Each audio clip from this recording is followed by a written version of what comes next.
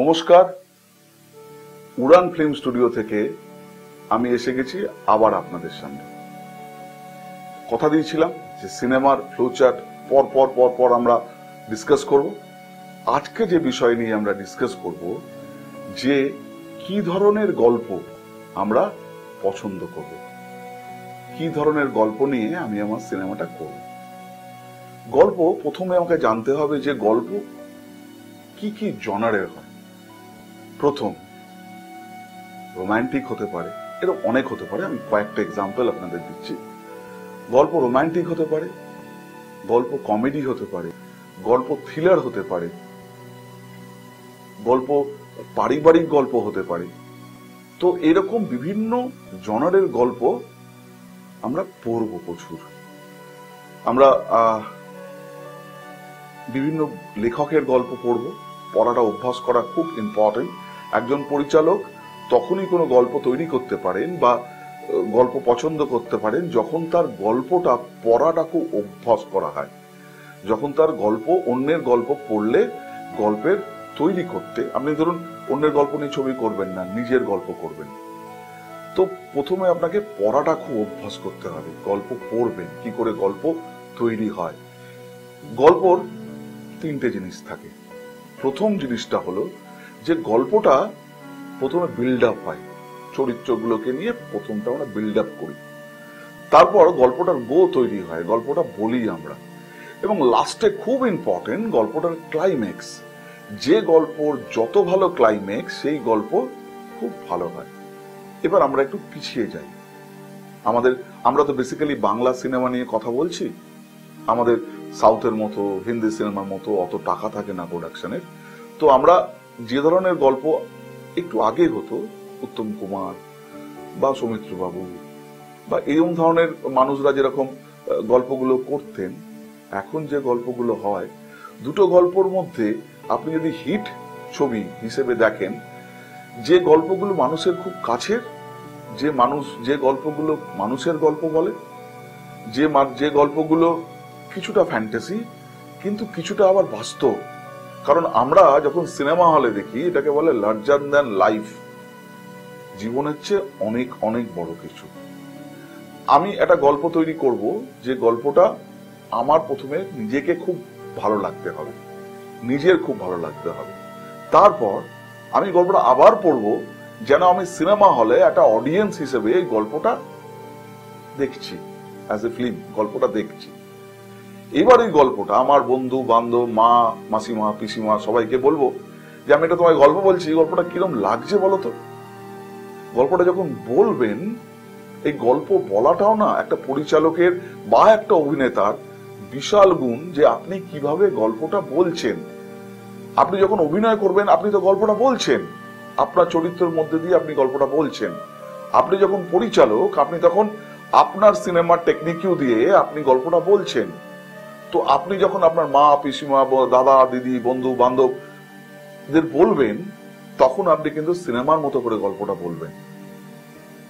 আর গল্পটা শেষ অবধি বলার পর আপনি শেষ অবধি যাবেন না, তার আগেই আপনি যাদের গল্প বলছেন তাদের চোখ মুখের এক্সপ্রেশন দেখবেন, যে আপনারা ওই বলে না যে গল্পটা গিলছে কিনা, এটা খুব চলিত কথা। দেখবেন আপনার ওদের চোখ মুখে দেখা যাবে যে আপনার গল্পটা যদি গেলে, তাহলে বুঝবেন আপনি ঠিক জায়গায় যাচ্ছেন। আপনি ক্লাইম্যাক্সটা বলার পর আপনি জিজ্ঞেস করবেন গল্পটা কিরম হলো। এবার একটা পার্সেন্টেজ দেখবেন, সবাই ভালো নাও বলতে পারে। কিছু লোক ভালো বলবে, কিছু লোক বলবে মোটামুটি, কিছু লোক বলবে বেশ বলেছো। আপনি এই পার্সেন্টেজটা ক্যালকুলেট করবেন। এই যে বাহ অপূর্ব হয়েছে, এটা যে ভেতর থেকে যত বেশি মানুষ বলবে, আপনি তত বেশি গল্পটা আরো বিভিন্ন লোককে বলতে থাকবেন। ওয়ান লাইনার বলবেন, পুরো গল্পটা বলবেন না, কারণ গল্প এই চুরি ফুড়ি হ্যান ত্যান এসব প্রচুর ব্যাপার ট্যাপার থাকে। আমরা একটা এপিসোড করব যেখানে গল্পটা রেজিস্টার করা যায়।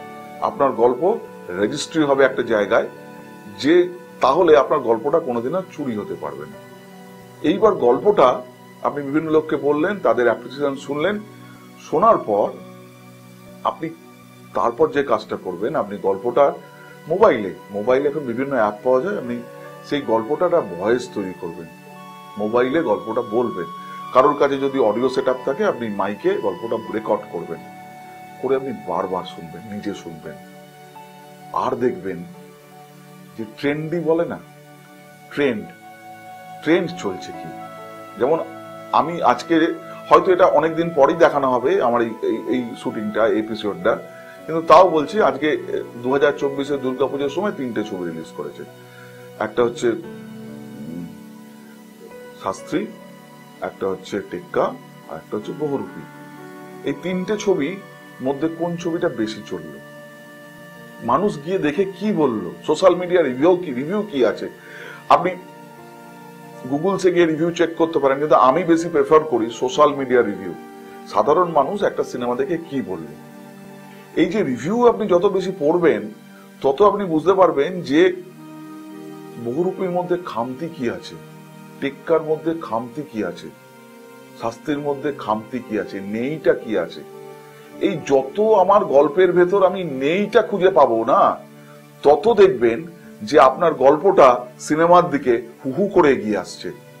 বারবার শুনুন, বারবার অডিও শুনুন, আর অন্য লোকের সিনেমার রিভিউ দেখুন, দেখে ভাবুন যে আপনার ছবিটাতে ওই ভুলটা নেই তো, আপনার ছবিতে বহুরূপীতে যে ভুলটা হয়েছে সেটা নেই তো, আপনার ছবিতে শাস্তিতে যে ভুলটা হয়েছে সেটা নেই তো।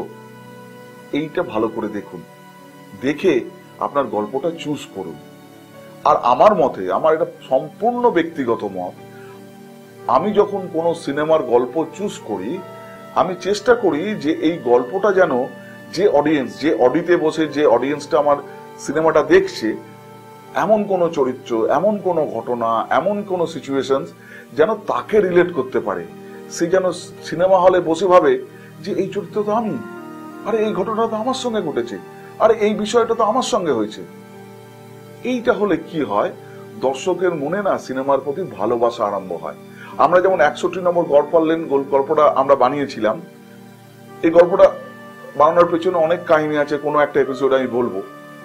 তো যখন যে মানুষটা হলে বসে দেখছে, আমরা যখন হল ভিজিট করতে গেছি, হলের বাইরে এসে বলছে এই চরিত্রটা তো আমার চেনা, এই চরিত্রটা তো আমার চেনা, এই সৌমিত্রবাবু বাড়ির যে ল্যান্ডলর্ড তাকে তো আমার চেনালো। এই যে প্রত্যেকটা চরিত্রকে চেনা, এরকম একজন ভদ্রলোক, আমাদের ইউটিউব চ্যানেলে দেখবেন 61 নম্বর গড় পারলেন ছবিটা আছে, একজন ভদ্রলোক জাপানের ডাক্তার, উনি লিখেছেন যে আমি একসময় নর্থ ক্যালকাটায় থাকতাম, এই সিনেমাটা যখন আমি দেখছি আমার সেই পুরোনো দিনের কথাগুলো মনে পড়ে যাচ্ছে। আপনি বুঝুন, আপনি যদি কোনো মানুষকে অডিটোরিয়ামে বসে, অডিতে বসিয়ে, সিনেমা হলে বসিয়ে তার সঙ্গে সিনেমাটা রিলেট করতে পারেন, এরকম যদি গল্প আপনি চুজ করতে পারেন, তাহলে সেই গল্প কিন্তু সবাই দেখার যোগ্য হতে হবে। আর হিট, ব্লকবাস্টার এগুলো সব কপালে, তার পেছনে অনেক কিছু কারণ আছে, মার্কেটিং স্ট্র্যাটেজি আছে, অনেক কিছু আছে। কিন্তু ফার্স্ট মানুষকে যখন ছবিটা দেখবে, তারা যেন প্রত্যেকে হলে যতগুলো লোক থাকবে একটা ভালো সিনেমা দেখলাম, এইটা বলতে গেলে আমার মতে, আমাদের মতে এটা একমাত্র কারণ যে আপনি অডিয়েন্সের সঙ্গে আপনার সিনেমাটাকে রিলেট করিয়ে দিন। আবার বসন্ত বিলাপে আমরা করেছিলাম কি, এটা সাধারণ ছেলে যে বেকার, যে পড়াশোনা করেছে কিন্তু চাকরি বাকরি পাচ্ছে না, তার পাড়ার ঘটনা, তার একটা মেয়েকে ভাল লাগে, সেই মেয়েটাকে কি করে অ্যাপ্রোচ করতে। দেখবেন আপনার পাড়াতে কালু বা শুভেন্দু বা দীপেন্দু এরকম ছেলে আছে, রিলেট করতে পারবেন। রিলেট করাটা খুব ইম্পর্টেন্ট। সার্কাসের ঘোড়া আমরা গল্পটা চুজ করেছিলাম, একটা দাদুর ইচ্ছে ছিল তার নাতিকে সবকিছু দেবার, দাদুদের কিন্তু ইচ্ছেটা থাকে। তো এরকম ভাবে গল্প চুজ করুন, আমাকেও পাঠাতে পারেন, আমাদের পাঠাতে পারেন অডিও ক্লিপ করে, তার আগে রেজিস্ট্রেশনটা করিয়ে নেবেন। আমি এর পরের এপিসোডে বা তার পরের এপিসোডে আমি বলে দেবো কি করে গল্প রেজিস্টার করাতে হয়। মেল করবেন লোককে গল্প, কোনোদিন গল্প হোয়াটসঅ্যাপ করবেন না, মেল করলে ডকুমেন্টস থাকে। তো আমাদেরও পাঠাতে পারেন, আমরাও শুনবো আপনার গল্প, আমরাও আপনার গল্পের অডিও শুনবো। আর এই কমেন্ট বক্সে, ডেসক্রিপশন বক্সে আমাদের নাম্বার এবং আমাদের ইমেল আইডি দেওয়া আছে, আমাদের সঙ্গে যোগাযোগ করুন। আমরা সবাই মিলে একটা দল তৈরি করতে চাই, আমরা বিভিন্ন ছবি তৈরি করতে চাই।